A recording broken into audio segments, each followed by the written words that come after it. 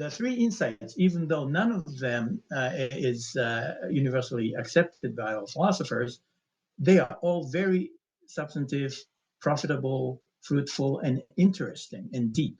So the antecedent of my conditional claim is not trivial. I hope everybody agrees with that. So let me talk about the three insights. The first one is about truth. Truth is a relative notion, or truth is not an absolute property. Okay, obviously not all philosophers agree with this, but many do. Going back to the father of the theory of truth, Alfred Tarski. I'll just read it. It is useful to relativize the notion of truth for many philosophical purposes. A sentence is true or false at a truth-relativizer. I will just speak of the truth of a sentence as opposed to a truth of a non-linguistic truth value bearer, like proposition or something else, because it's easier. And I don't want to be talking about metaphysics or semantics or whatever else of propositions, statements, and so on. Sentences are relatively clear up.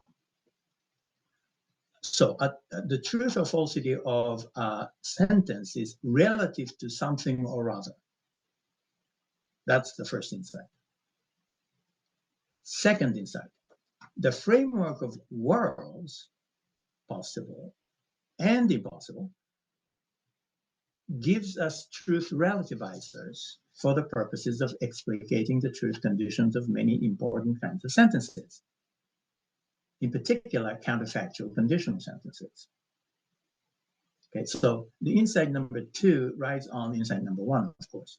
So one says truth is relative, and two says, well, the relativizers come in many stripes, and in particular, one kind of relativizers are provided by the framework of worlds, namely worlds, possible worlds, impossible worlds, are truth relativizers. So we can speak of a sentence being true or false at, or if you like, in, or if you like, with respect to a given world.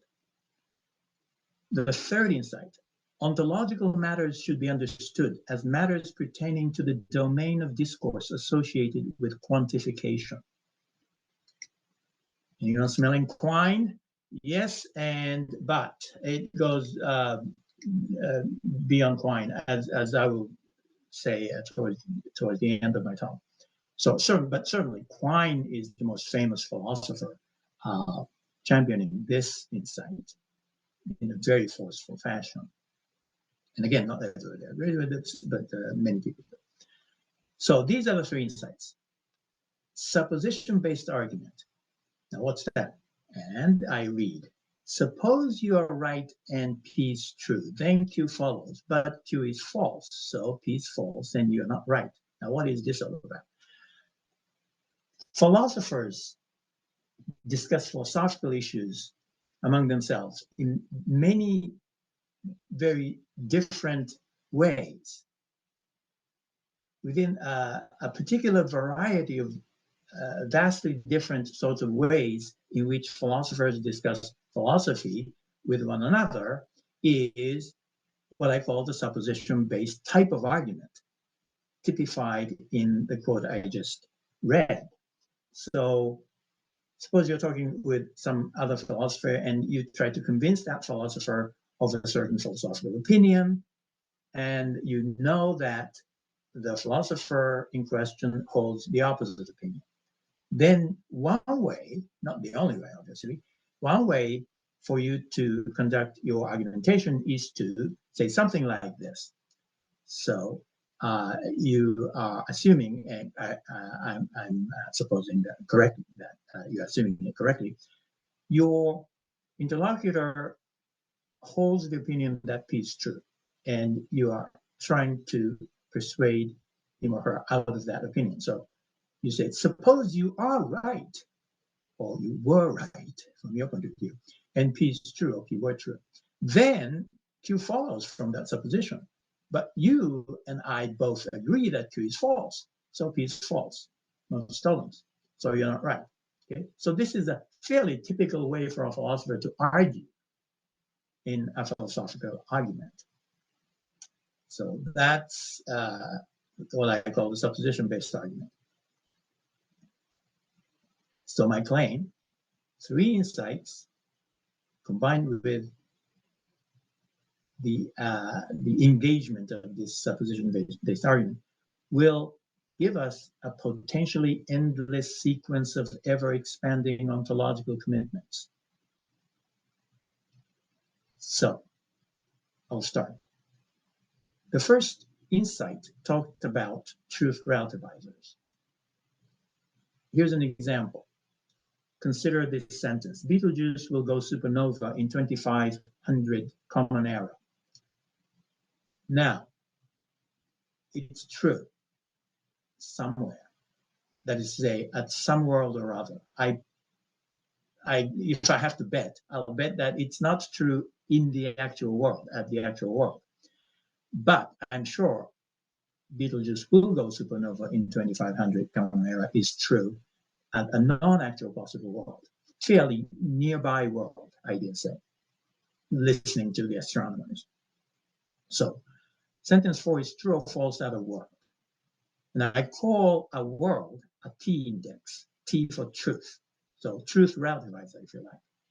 A T-index is a truth-relativizer. Now, collection of worlds, which I'm going to call modal space, is an alethic realm, because it's a realm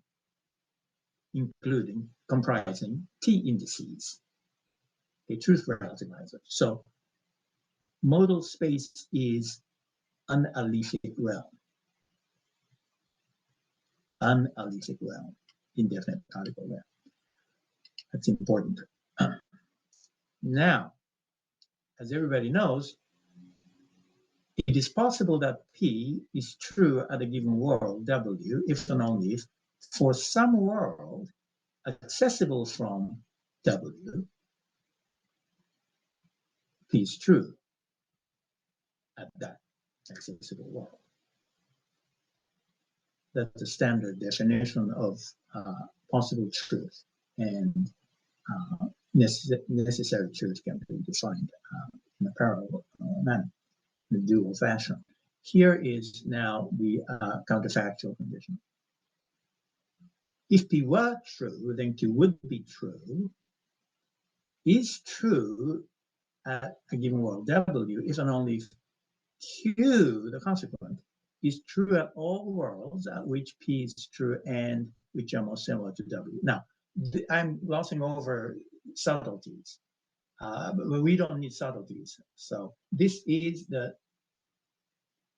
similarity analysis of counterfactual conditionals, largely due to Stallman and Lewis. And so I'm relying on this. So if you reject it, then you are rejecting one aspect, one element within my conditional claim, within the antecedent of my conditional claim. Now, something also I hope that is obvious. For any non-vacuole supposition argument, supposition-based argument of the form, suppose that P then Q, some T index verifies P, that is to say, P is true at some T index.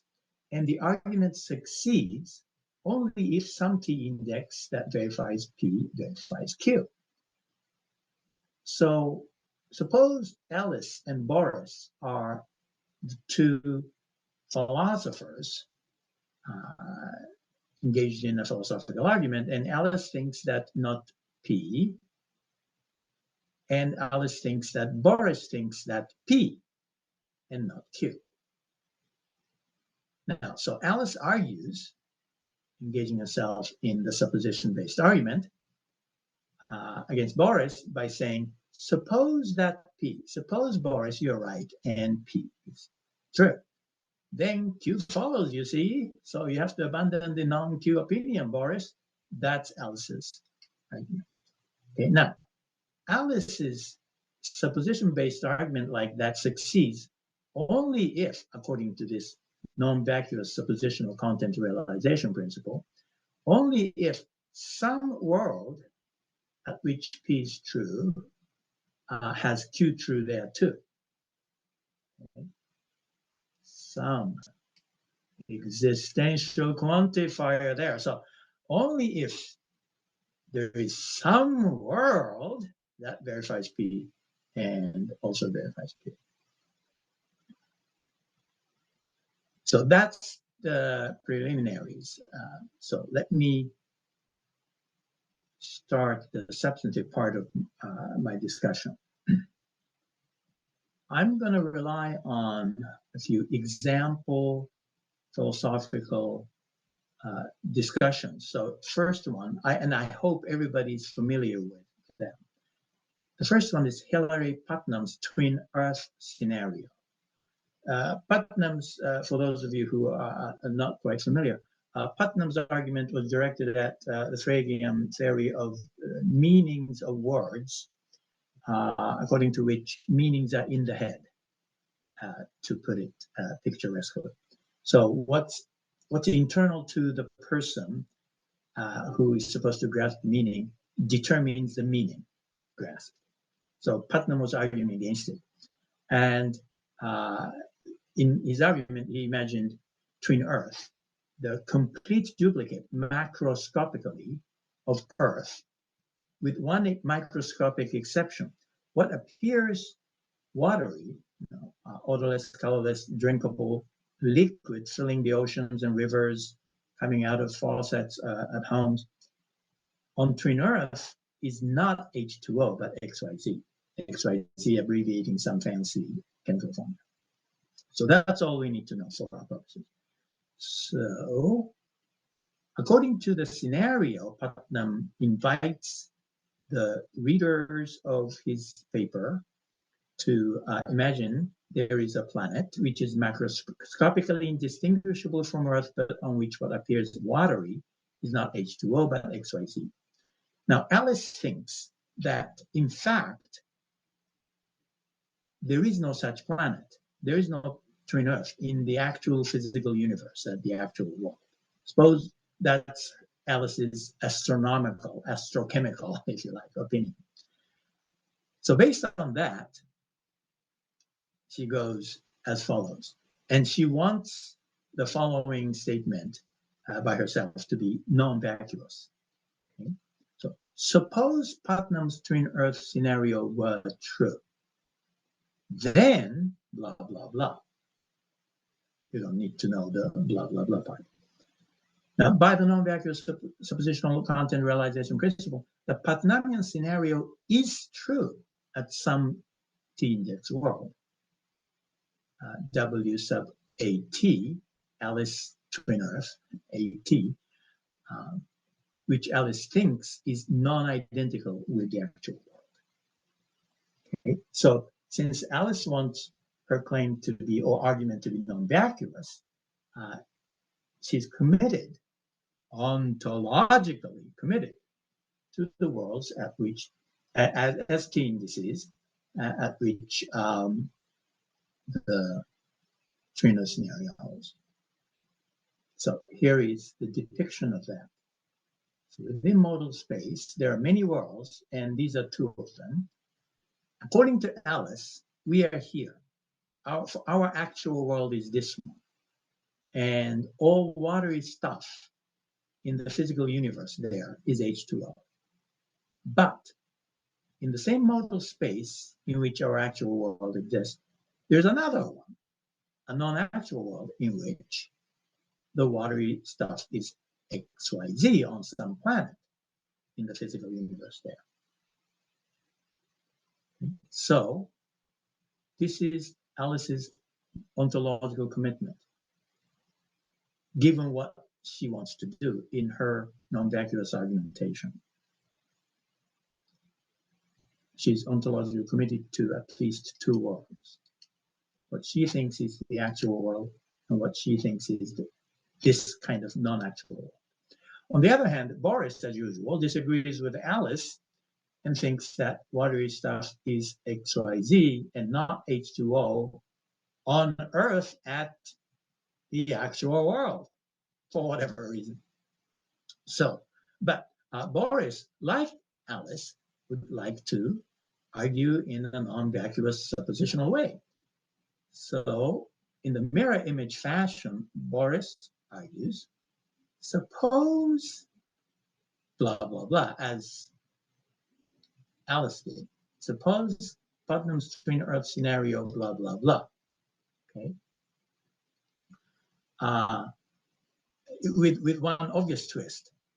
So what Boris calls twin Earth is a planet where macroscopically indistinguishable, the liquid that is watery, macroscopically indistinguishable from what we call water, is H2O, not XYZ. So in Boris's argumentation, H2O and XYZ are switched around from Alice's argumentation.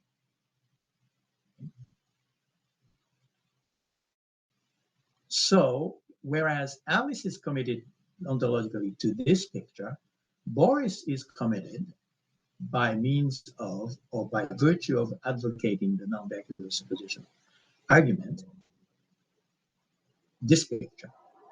So, again, model space, many worlds in it, but two of them look like this. In one world, the watery stuff is H2O. In another world, it is XYZ, and we are in the second world. For us, the actual world is the XYZ world for Boris. So Boris thinks we are here. This is our actual world.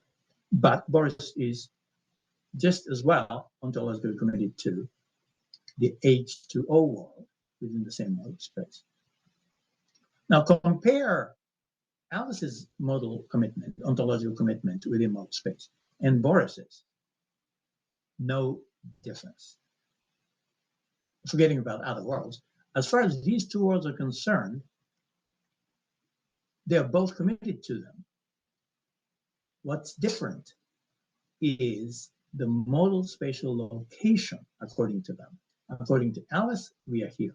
According to Boris, we are there.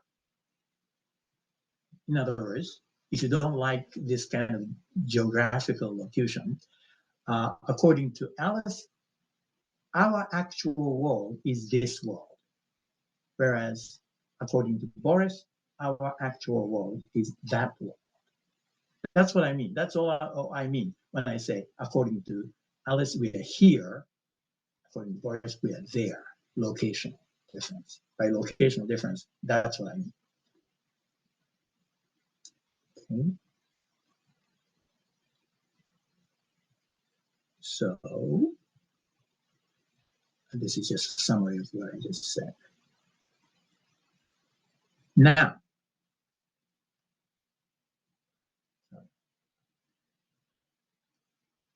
so now Alice, being aware of what Boris just did, she wants to argue against Boris based on that knowledge. So, looking at this picture, Boris's picture, Alice says, suppose that were correct. Suppose Boris were right, and this is the right, correct picture.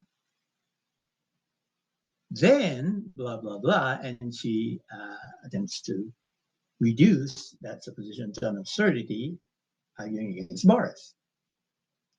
So now here, within the suppositional arguments antecedent, as it were, the suppose blah, blah part refers to or talks about this picture of modal space. So, following the spirit of the similarity analysis, now this time, taking this modal space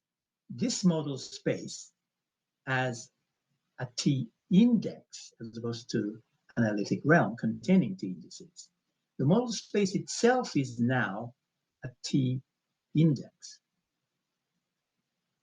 According to Boris, this is how we should understand truth relative to modal space. And according to Alice, this other way is the right way.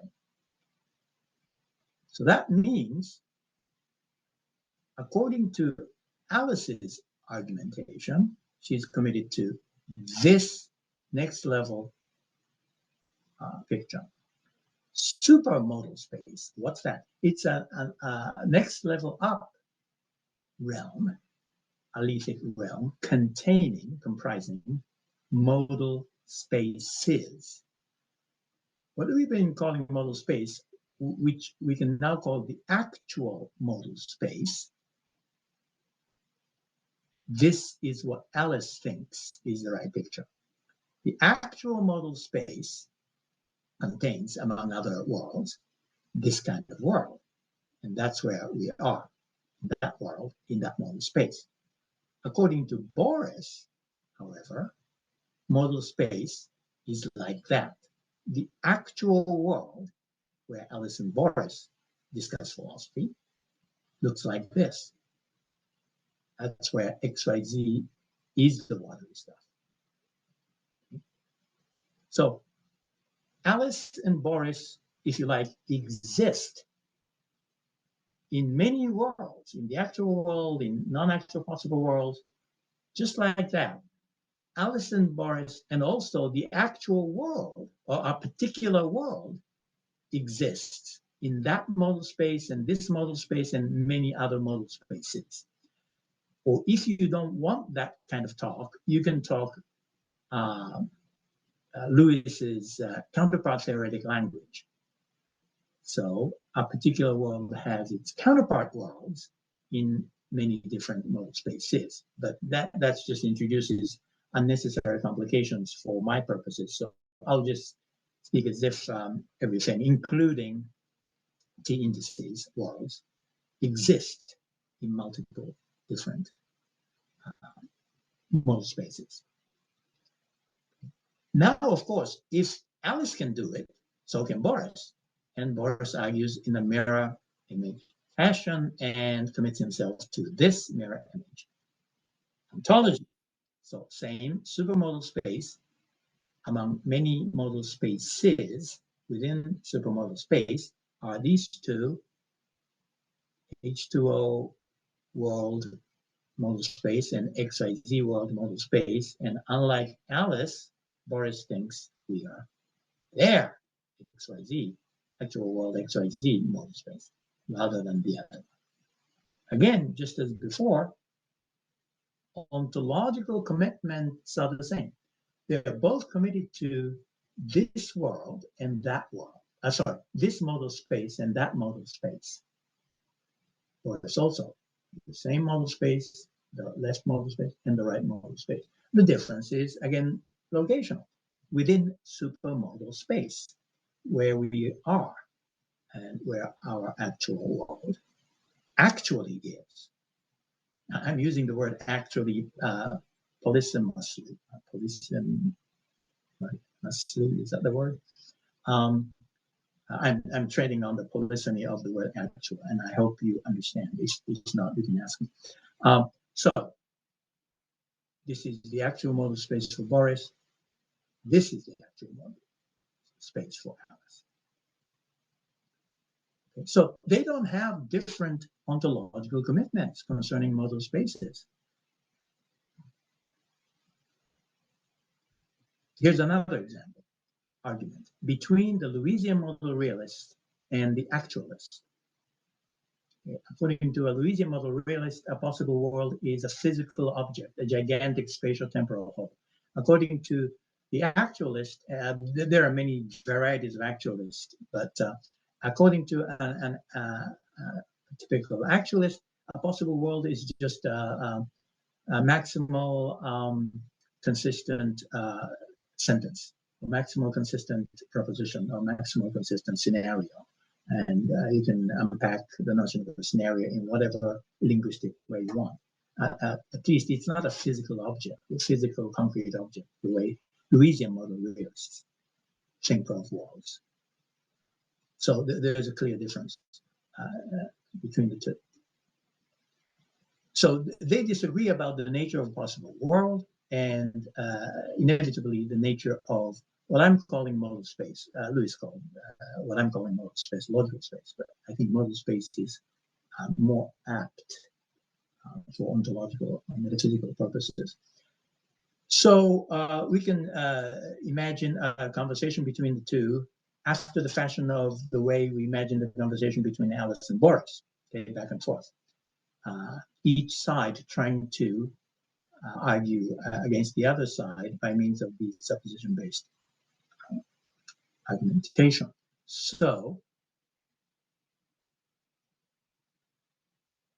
this is a supermodal space.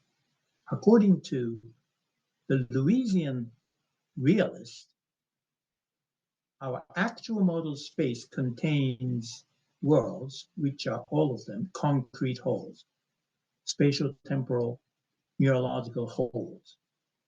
According to the actualist position, our actual modal space contains instead abstract somethings or other, abstract objects, propositions, scenarios, sentences, whatever. Sentences, I mean sentence types. I don't mean ink blots on paper. That would be concrete objects, but sentences that are required for the actualist purposes must be abstract something. So abstract things are the constituents or members of the modal space, are included in the actual modal space. So both the actualist and the Lewisian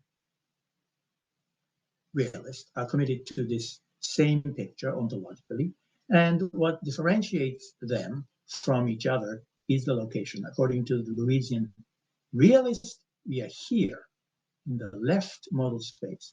According to the actualist, we are there.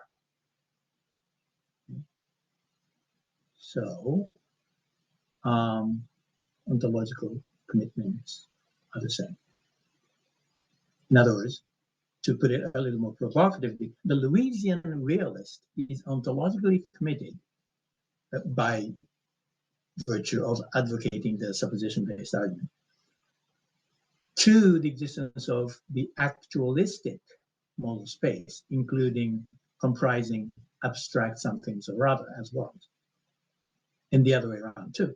The actualist, non-Lewisian actualist, is ontologically committed to the Lewisian modal space, the alethic realm comprising concrete wholes as worlds, by virtue of, again, advocating the supposition-based argument we are imagining. Now, how about the supermodal space itself? Well, philosophers can disagree about that.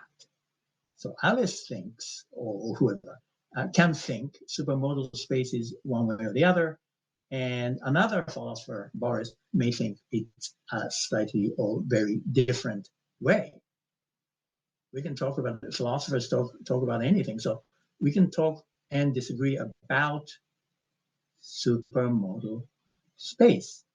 That is our actual supermodal space. And by now, I hope you know the drill. So I'll just keep talking about Alice and Boris. So Alice thinks supermodal space is thus and so. Just fill in the thus and so in whatever way you want. Alice believes philosophically supermodal space has such and such a property, or such and such has a such and such relation to other things, and so on. Boris disagrees and thinks that supermodal space is not that way. And they argue between themselves. So then they are both equally committed to this ontological picture. Supermodal space now is the alethic realm comprising many, many supermodal spaces, two of which look like this and that. Alice thinks this, the left supermodal space, is our actual supermodal space. And according to Boris, the right supermodal space is our actual supermodal space. But they are both committed to both of them. by virtue of their suppositional argumentation. Well, how about, one of the main points here is it's very difficult to avoid ontological commitment in this kind of argumentation. But can we just flat out deny the existence of something by saying so? Suppose you think, Pegasus doesn't exist. Well, why can't you just say Pegasus doesn't exist? And that will certainly, you think, not make you commit yourself to the existence of Pegasus. You explicitly deny the existence of Pegasus.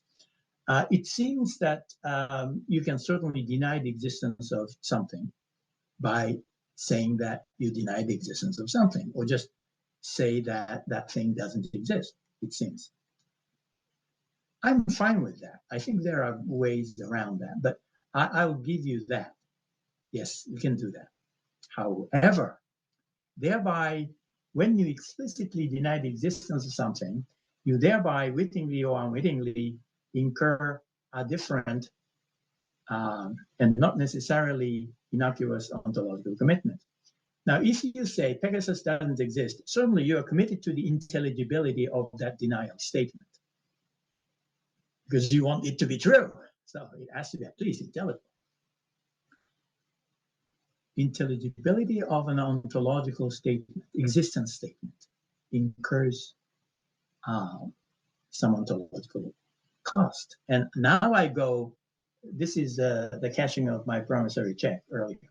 I go beyond Quine, or earlier than Quine's 1953 paper, all the way back to 1887. John N. Keynes, the father of more famous Keynes, John Maynard Keynes, wrote in his text in Logic, and I read, by existence, we mean merely membership of the universe of discourse, whatever that may happen to be. It may be the whole universe of things, using the word thing in its very widest signification. More usually, the reference is to be some limited universe. Sounds like Quine, but this is not Quine, but certainly in the same spirit. So the third insight, remember the third insight, the last of the three insights we started out with earlier? If we take that insight seriously and go along with Keynes's assertion, Keynes' Quine type of way of looking at things, then existence, we have to accept, is extrinsic. Existence is not an intrinsic property of anything that exists or doesn't exist, for that matter. It's a relation. Existence is a relation, not an internal property.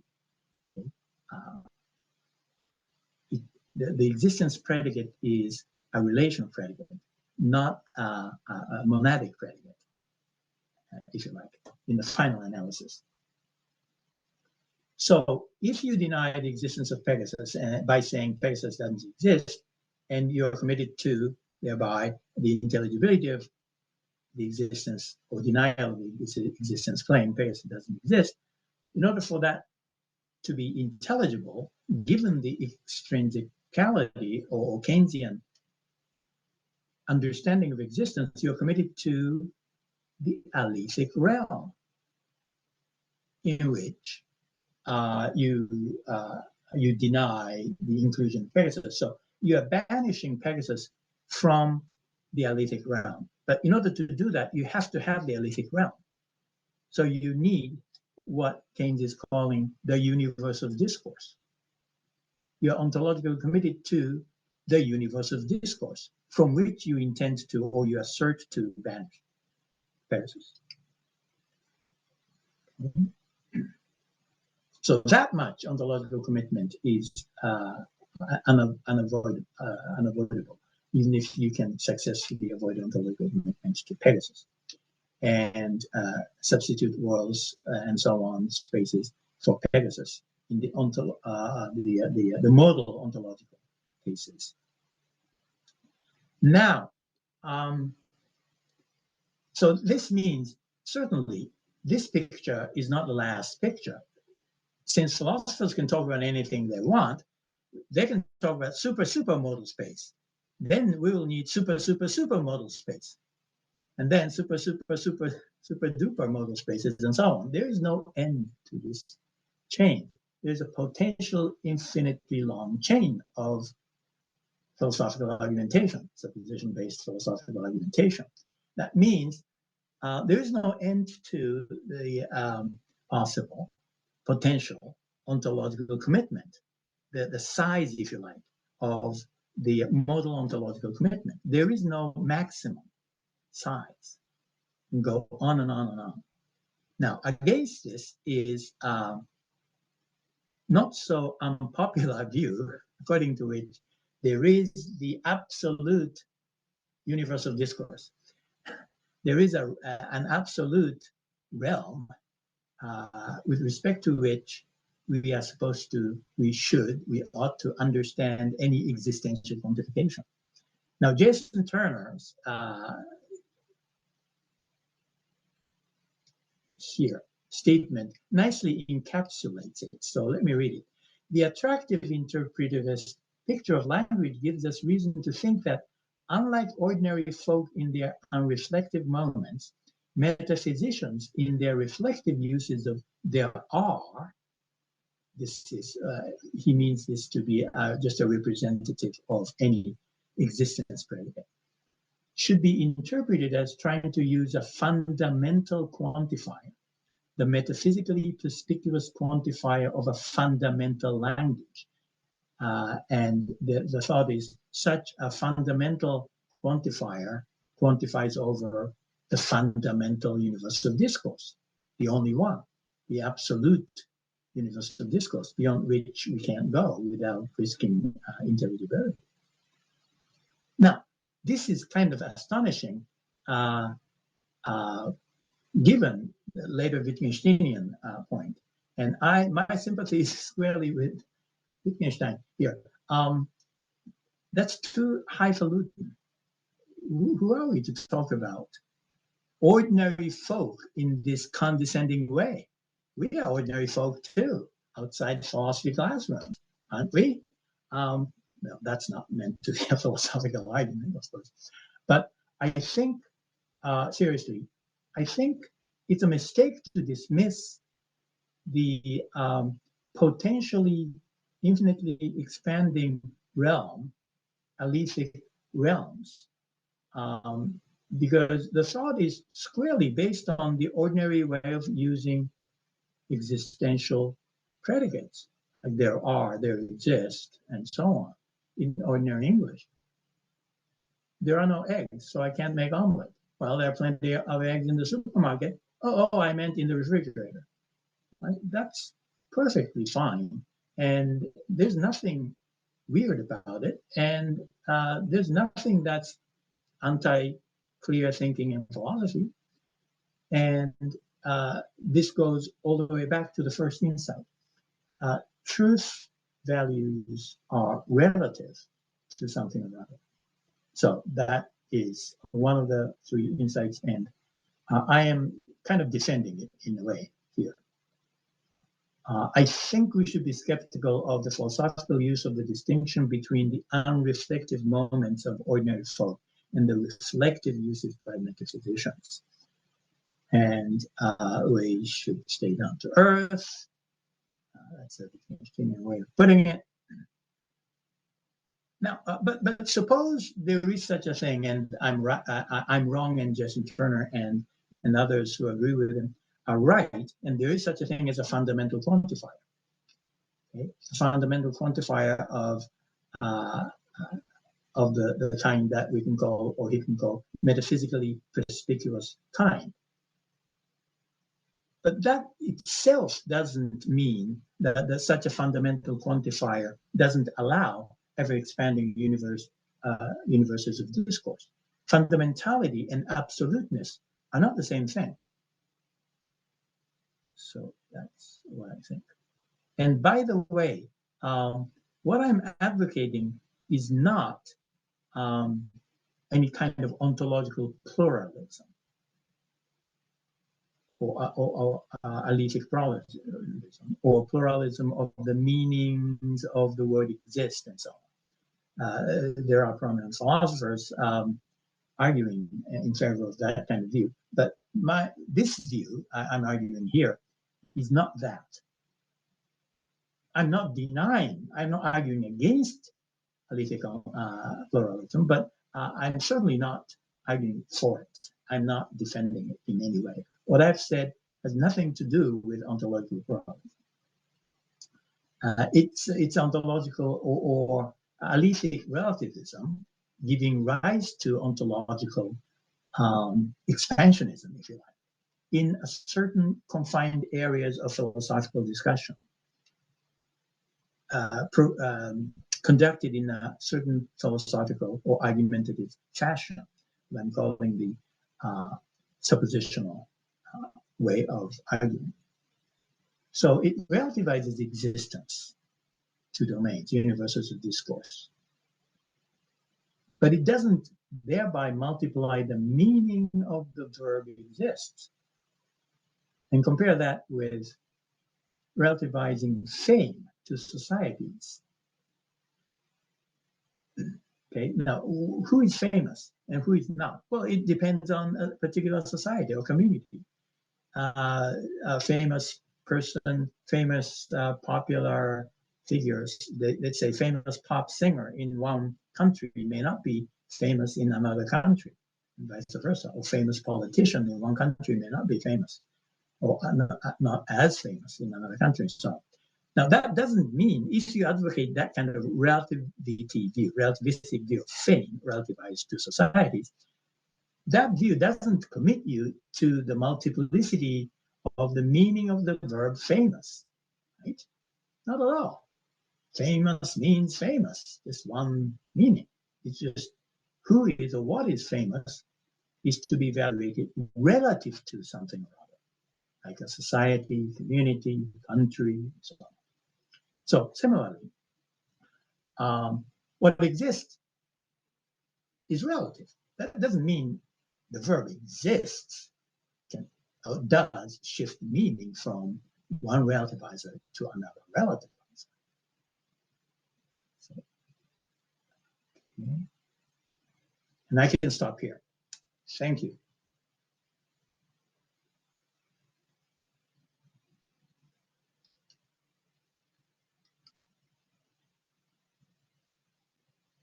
Okay, Takashi, thank you very much for the talk.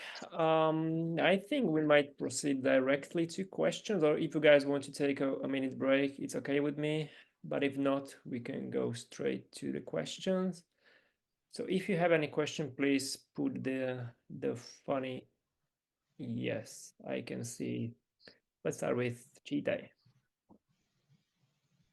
Hi, thank you so much for this nice talk. And I have one clarificatory question. So, could you show us again your handout, the page 2 Sure. of your handout? Yeah.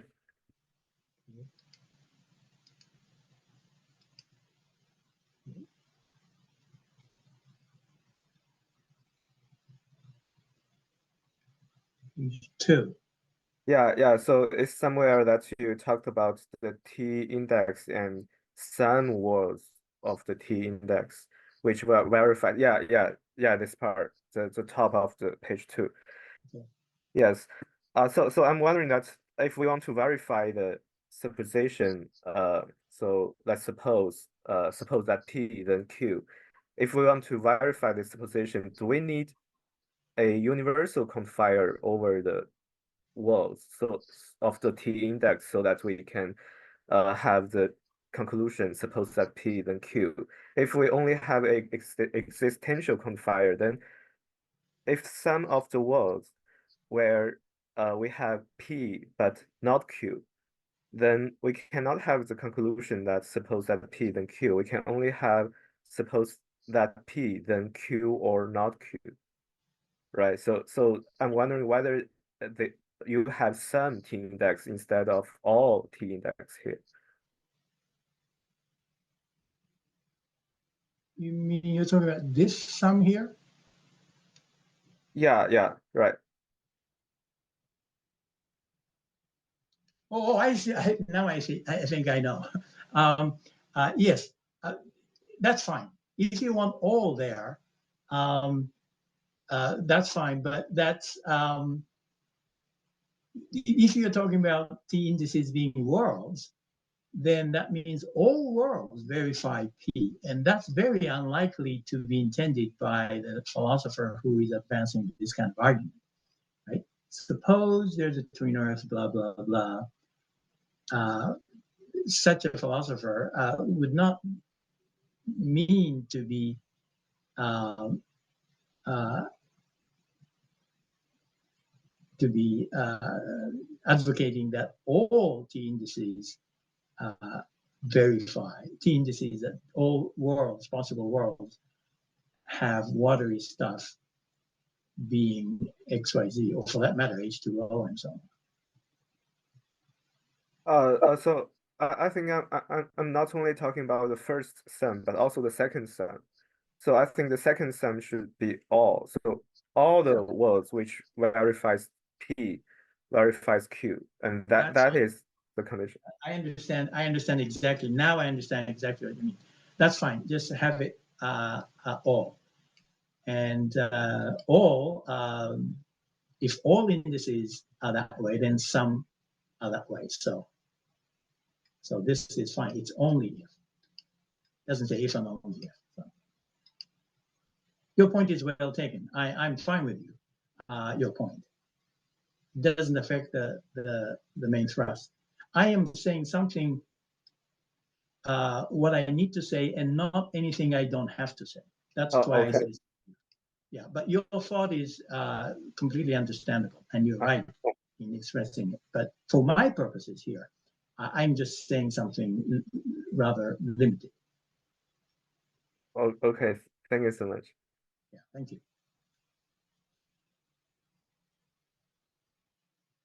Okay, do we have any more questions? Is it good mics? Yes. Goodman, yeah. Jeff, my name's Jeff Goodman. Hey, Jeff. Hey, so thanks a bunch for the talk. I was just wondering about a dispute, sort of a hypothetical dispute between someone like Lewis and Plantinga. And Lewis says modal space is made up of concrete worlds, but there's no super modal spaces, because when we're talking about abstract possible worlds, we're sets of propositions or sets of properties or whatever, we're just talking about nothing whatsoever. They're impossible. And so they're intelligible, it's intelligible, but we're speaking of nothing. So I don't understand how I mean, if that's your view, you just lump all the nothings together. You don't need supermodal space. Does that make sense? Yes, it makes sense. Well, nice to meet you, Jeff Goodman. Yeah, nice to meet you too, by the way. And let me just say that for about the past 25 years, I've wanted to meet you, and I'm really happy that I finally am. You don't know how much I've thought about you over the past 25 years. I was familiar with your work. Now I'm at least superficially familiar with you. Yeah, it's really nice to meet you. Nice to meet you. Sure. Now, Lewis would completely agree with the way you put it, and I am disagreeing with Lewis there. Now, you see, the two core key, as it were, would be, well, Lewis, David, yourself, you should have stopped way before supermodal space or and so on. You should have stopped with the concrete whole that is the actual world. Possible objects, merely possible fat man in the doorway? There's no such thing. So you see, in a way, I am accusing, and I'm not really, but an unsympathetic person might put it this way, might put what I'm doing this way. According to Yagisawa, Lewis is just not thoroughly consistent, not consistent in the logical sense, but it's not thorough enough. He should be thorough through and through his modal argumentation. If you depart from the actual world according to his own conception, then you should, according to his own semantics of counterfactual conditionals, among other things, be willing to accept non-trivial truths of certain counterfactual conditionals concerning modal subject matters. If you do that, naturally, you will allow yourself to go beyond what he's calling logical space and go to superlogical space, superlogical space, and so on. That's my view. Now, it is not Lewis's view, certainly. And I understand his reasons for denying impossible objects and so on. He talks a lot about that in his on the plurality book. But I think that's a mistake. Impossible worlds serve just as much philosophical purposes, as many philosophical purposes as non-actual possible worlds do.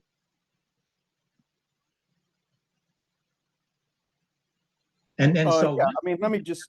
Then you can keep going. That's my point. Yes. I Sorry. see. You know, I'm with you there. I'm just wondering why someone like Lewis couldn't just say, well, we can get the same benefits of impossible worlds just by talking about I don't know, modes of presentation or something like that.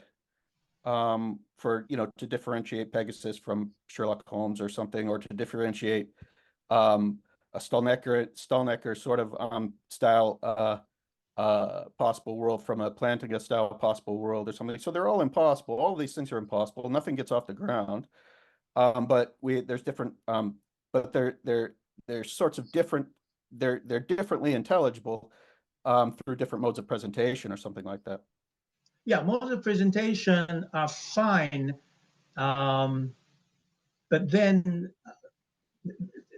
there are at least two things I want to say here. One is just a more or less repeat what I said now. But sure, but if you pull model presentation way of dealing things, then why can't nearly possible worlds to begin with? So that's one thing. The other thing is, what are modes of presentation? What kind of objects are they? Are they mental objects? Are they abstract somethings or other? Are they concrete things? Are they neural states, or are they sentences, or what? Are they meanings? And I think my view is, if you get down to the serious work about the ontology and metaphysics of modes of presentation, and the very notion of presentation or representation, whatever, I think sooner or later, at least one of the best ways to proceed is to invoke possible worlds as well as, impossible worlds as well as possible worlds and beyond. That's my view. Don't ask me for a worked out kind of theory I just referred to, but I don't have it. But that's my guess. So as a research program, I am all for those philosophers who want to get away with as little as possible. I like minimalism of a sort. Believe it or not, I am a minimalist. I am a deflationist when it comes to existence, actually. I think existence is overrated. It's just a relation between a thing and a collection of things. That's it. There's nothing beyond that. The notion of the self, it's just an anaphoric referring device. The box itself opened it itself automatically. There's nothing to do with human beings or mental states or first-person agency. So I'm a minimalist in many areas of metaphysics. So I'm sympathetic.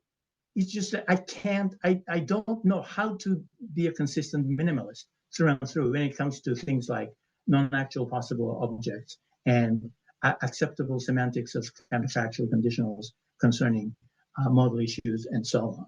So, but if somebody wants to work it out, I don't think it's impossible to be hopeful about that. And if somebody presents me with a completed view of that sort, and I look at it and if I convince myself, then I will abandon my current view. I'll be open to that. I just don't know how to do it myself. Thanks a bunch. Right. Okay. I've got a question about the model spaces and super duper model spaces. So once you've written that Louis actually does not need possible worlds, then what he needs actually is something what plays the role of truth-relativizer, and we don't really need worlds. What we need is a kind of shifting domains, right? So the world as the primitive concept is probably not needed. Now I was wondering if the same complaint could not be applied to the concept of model space, right? Because apparently you're using the model space for some purposes. One of them is to relativize some truth of sentences to something, and to localize, the possible and impossible phenomena or something. But I was just wondering if the same kind of objection to worlds could not be applied to spaces as well. And just let's play with worlds. We don't need spaces anymore.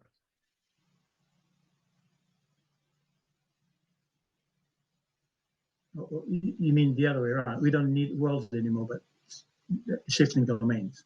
Yes, exactly. Yeah. Okay, that's fine. That's fine. So throughout what I said, just substitute shifting domains for worlds, and they are, at least according to my terminology, alethic realms, or t indices, and the collection of them being an alethic realm. So all I want is whatever you call it, a world or shifting domain or universal discourse or whatever, as a relativizer of a modal truth for sentences, like it is possible that villagers will go supernova in 30 years, then just start with that. Call that kind of truth relativizers whatever you want. And I just, I'm using the word world. And I'm not completely glued to that word. Shifting domains is fine. A domain has members in it, right? It comprises things. So a domain is, if you like, an analytic realm. I'm calling, for my purposes, that domain as modal space, and what's included, worlds. But if you don't like that, that's fine. And so a shifting domain gets bigger and bigger. Super shifting domain, super domain, super domain, and so on, instead of talking about supermodal space, supermodal space. I think the pattern will be preserved, I believe. Right. Yeah, so I thought like the concept of model space or space is kind of bit of ideology here, but it looks like you can dispense with this piece of ideology. Okay. Interpreted in a purely mathematical way, if you like, not a physical way. Yeah. Yeah. And certainly when Lewis spoke of logical space, he didn't mean physical space, right? Logical space is not any kind of space in the sense of physical space-time. So that's the spirit I'm using. I'm appropriating the word space here.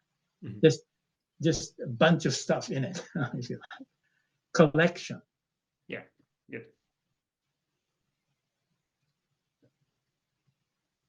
Can I have a follow-up on that domain question? So, so far I can understand that we can use the supposition to suppose that, okay, Boris is in the world where water is X, Y, Z. So from that supposition, we can understand that the actual world in Boris' domain is different from Alice's world. But I'm still wondering that how do we determine the relevant possible worlds in Boris' domain?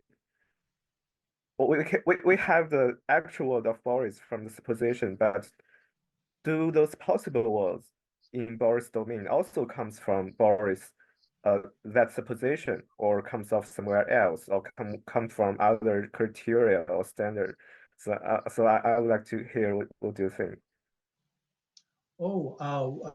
If I understand your question, I think it should come from the same source as the source for Alice. So in any philosophical discussion, there must be some common ground. So I'm imagining that Alice and Boris share a certain common ground and accompanying philosophical opinions about the nature of worlds and so on. And, they're both Lewisian realists, so they're both exotists or whatever.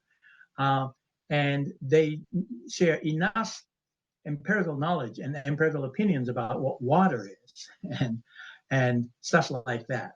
And they both know the Putnam type argumentation and so on. So all of that should be the place where the determination must originate. Maybe I'm not quite addressing your concern, but you let me know. So thank you. I think you are exactly addressing my concern. But I want to wonder further that whether we can have also have a plural view of that contextual elements or what determines the relations between the worlds within one domain, so that our supposition could be even broader.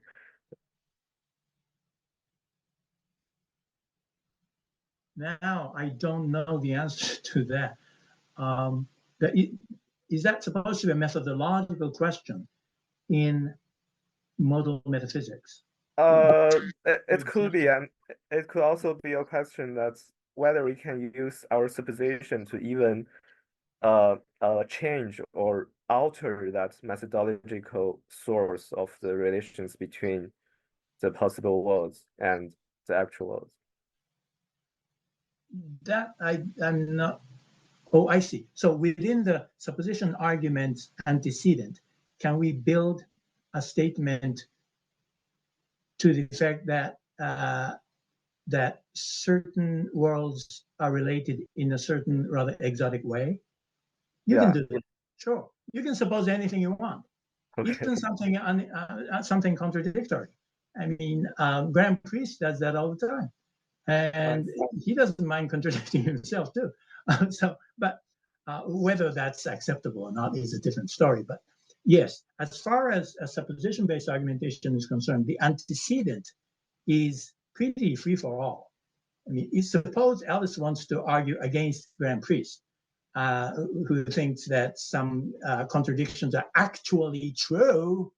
And so Alice, being a more commonsensical type, says to Priest, well, Graham, suppose you're right. And then she says something contradictory, right? Something contradictory among things in the actual world, or between one world and another world, or something about one logical space or metaphysical modal space and another.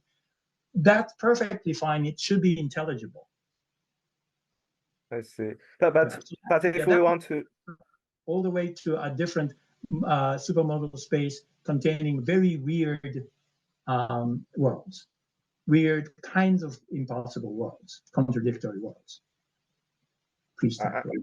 I see. But if we want to make the judgment of the truth value of those counterfactuals or conditionals, we still need some presuppositions of the relations between the worlds, so that we can have a common ground to make our judgment over our suppositions and conditionals, right?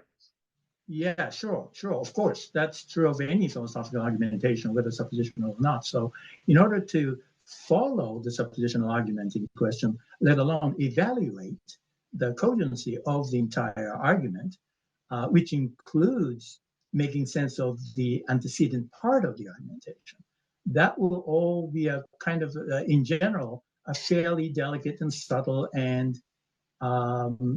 sometimes exhausting process, philosophical thinking process, I think. Thank you so much. You're welcome. I see Dennis. Dennis. Hello, can you hear me properly? Sure. Yeah, great. Yeah, so I have a very general question, which is whether you think that the phenomenon that you sort of like identified about ontological commitments that are usually sort of like incurred once they want to like explain, I mean, some sort of like ontological facts, whether it could be maybe like extended to other sort of like realms in ontology and metaphysics, like beyond like modal discourse. Because it seems to me that once we try to explain almost like any metaphysical facts, we will have to sort of like appeal to other facts that sort of like ground them, and that may involve committing ourselves to existence of sort of like further entities. And I'm just wondering that if this is the case, whether like some people might not think that since we want to preserve some ontological parsimony, we do not want to proliferate further onto like entities like forever, whether we are talking about model spaces or some sort of like other things. It might be simply better to posit some metaphysical facts as primitive. I mean, in ground theoretical literature, some people say that, I mean, once we want to explain like what grounds what, we have to reach this bedrock level where we will just say that some things ground themselves and they do not need like further grounds. Or some people would say like grounding can be primitive at some level. So some facts can be just primitive and we do not have to explain them further. So I was just wondering like what you think about this line of reasoning. Thank you. Good. Thank you for your question. Yeah, the grounding theory versus existence. First of all, we need to be clear that the grounding theoretical approach is to be distinguished from the absolutist kind of outlook on existence I exhibited by quoting Jason Turner. The absolutist tends to be like Ted Sider too. To agree with the third insight, that is to say, ontological matters pertain to issues concerning quantification. So they are perfectly fine to understand existence by referring to quantification. Okay, so there is no primitiveness there. Existence is not primitive. Existence is what quantification commits us to. So basically the Quinean or Keynes Quinean outlook. They just say there is the absolutely maximal domain. Okay. Now the primitivist, the absolutely grounded, that is to say, existence. If you take that view, then you don't have to be that way, of course, in order to hold the grounding theoretical outlook. But suppose you hold that particular kind of grounding theoretical view about existence. Existence is just primitive. And we can't reduce it to anything. We can't analyze it anything. We can't even explicate it in any way. Then the first point I want to make is you're just rejecting the third insight I started out with. And that's fine, of course. But then what do you make of this obvious looking phenomenon of ordinary language speakers practice, right? There are no eggs, so I can't make omelet. That's an existence claim, denial, right? Clearly, that has to be understood relatively, relative to a domain. So at least there is this domain involvement somehow. And it would be silly to say, well, according to my there are no eggs statement, I'm saying that eggs don't possess a certain fundamental non-analyzable property. That seems just implausible. So, and even Jason Turner and Detzider and others would agree with me on this. So when it comes to existence, it's very hard not to abandon the thesis that existence is just primitive. It doesn't seem primitive at all. So Pegasus, it doesn't exist. You exist, Dennis. So what's the difference between Pegasus and Dennis? Well, the property of existence, and that's the end of it. That doesn't seem to help at all philosophically. So that would be what my reaction would be to the position you sketched.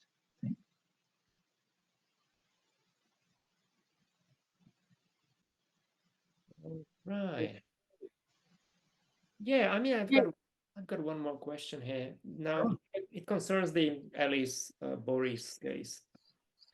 So it seems like from the very beginning that that if they disagree, well, so from Alice's point of view, Boris is talking about the impossible stuff, because from the very beginning they supposed to be in different worlds, and those worlds are parts of different super model spaces, and you go ad infinitum, so they kind of come apart in what's going on there.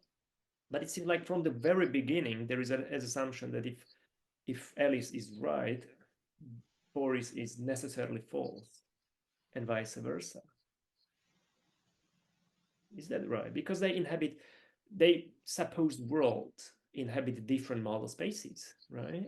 And by definition, if to be in distinct model space means to be impossible. So it seems like almost every kind of disagreement ends up in talking about the impossible. Or am I missing something here?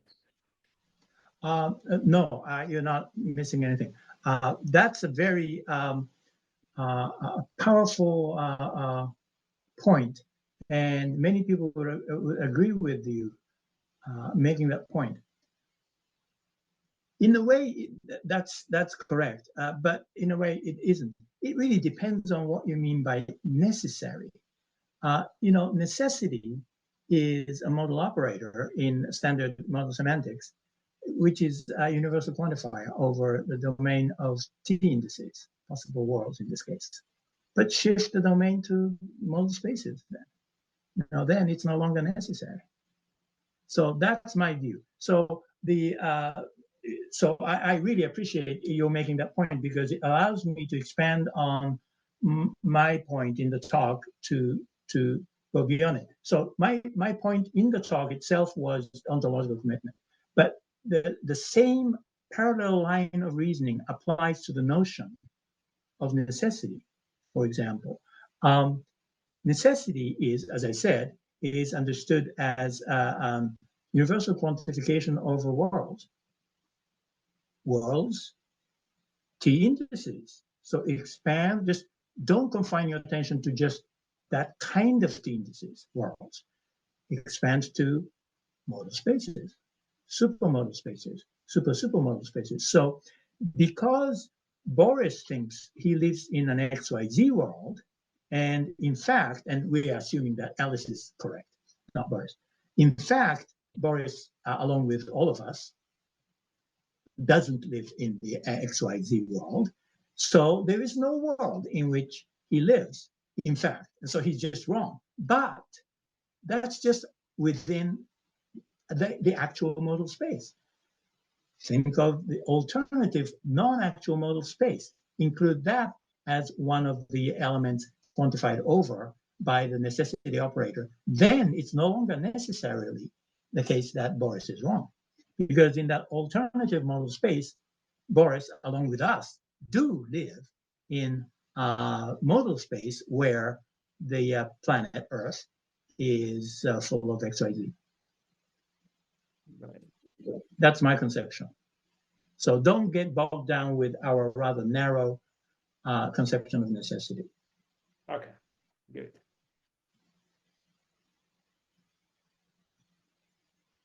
Yeah. I've got one, unless there are no more questions, I've got one more kind of provocative questions here. What about your commitment and the indispensability argument? Would you go even stronger and say that, look, we need model spaces because they are indispensable to the best theory of modality. Therefore, model spaces exist.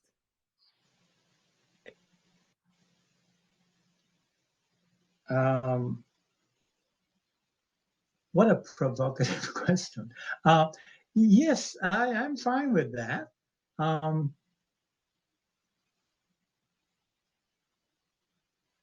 a fan in general of an indispensability arguments. But of course, we need to be careful in understanding indispensability, the notion of indispensability correctly, and the evaluation of different ways of explanation, right? This is the best way to explain this or do theoretical analysis of this, what is best, and so on. So there are subtleties, but in general, yes is the answer to your provocative question. Very good, because I feel the same, and people around me think I'm a bit crazy. So I'm okay that there is one more person in the world who, because I really think yes that you can run the indispensability argument very carefully, but you can run it even in the case of model spaces, and that's very good. Yeah. Good. Right. Okay. So we've got time for one more question. Any comment? I have a question just out of curiosity if there are no more other questions. So I'm wondering, do you take insights from the history of philosophy when you think about the model space and plurality of model spaces, such as Buddhist logic or welfare sellers, counterfactual arguments? Do you have those kind of insights in your way of thinking about model semantics? That's an interesting question. Biographically speaking, my first exposure to modal metaphysics was when I took, as an undergraduate student, took Richard Sorabji and Miles Burnyeat's philosophy class on ancient philosophy in London. And they talked about Aristotle's metaphysics and the sea battle. And that was the first exposure. And that impressed me a lot. And then, of course, Leibniz a bit, but then just starting with, C.I. Lewis's syntactic, the axiomatization of notion, the conditional, non-material conditional thing, and then Kripke, basically, and then Lewis. Now you mentioned Buddhist philosophy. Now, I have taught and collaborated with some of the researchers and postdocs and even Sanskrit scholars in Japan and Taiwan and some from mainland China in Kyoto. I've been a resident, I was a resident at Kyoto University a number of times, sometimes staying there for about 6 months. And I've given talks to completely non-philosophical Sanskrit scholars, all of whom read Sanskrit fluently, and some of them are world-renowned Sanskrit scholars. But no background in philosophy, let alone analytic philosophy. So I interacted with them. I did learn some interesting insights from them, but their approaches were so different, and they're very much naturally interested in textual interpretation, interpretational accuracy of the ancient texts, and so on. But one of the leaders was educated at Harvard. He was a Japanese man, and he knew about Quine. He took Quine's symbolic logic class, he told me. So I could talk to him a little more comfortably, and I learned a lot from him. And so I don't know how much influence that kind of interaction with Buddhist philosophical, logical, Nagarjuna and so on, experts' opinions, what kind of influence that has had on my own philosophical thinking. I haven't made conscious use of any philosophical analysis of modal notions and modal metaphysics from what I learned from them. So mostly what I learned was new knowledge about the history of certain non-Western logical traditions. And most of that learned knowledge stopped to be that way, namely purely historical. Historians' emphases are definitely textual. They do care about textual analysis, very close textual analysis and stuff like that. And I'm not a historian in that sense at all, even when it comes to the history of analytic philosophy. So maybe that's not a good thing. It doesn't bother me a bit if I don't understand from Russell's on denoting. I can't make sense of it. But if I were a historian of early analytic philosophy, I would be bothered, but it doesn't bother me. He said all sorts of weird things, early Russell. And so maybe I should change my mind, but that's my take. That is not to be to denigrate the importance of knowledge of history of philosophy. As I said, I find myself going back to Aristotle on many philosophical issues, not just modal metaphysics, but many issues. So philosophy of language, mainly, basically, because that's my secondary expertise area. And so I think it's important for us all to know about history of philosophy. But I'm just not historical enough compared to some of my colleagues. Thank you so much for your answer. I asked because I find that the idea of supposition kind of close to some historical Buddhist logic by Vincent Bandu or something. But some of the area I'm also a beginner of those, so I'm just curious. Yeah, it's a very intricate tradition. There are all sorts of things going on. It's way beyond my head. Yeah. The history of Buddhist logic. That's very rich.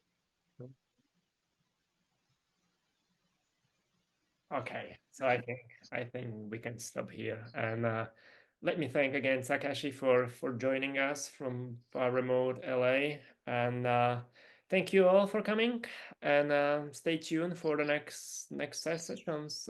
Check our website, and let's see what's gonna happen next. So let me thank again Takashi. Thank you, Martin. Thank you, everybody, for coming. Thank you for all the questions and comments. Yeah, this talk has been recorded, so I'll let you know when it shows up on the internet. I probably didn't catch the beginning, but I'll try to start a video so it doesn't miss anything important. So yeah, all right. So thank you again, and you have a nice day. Okay, bye. Bye.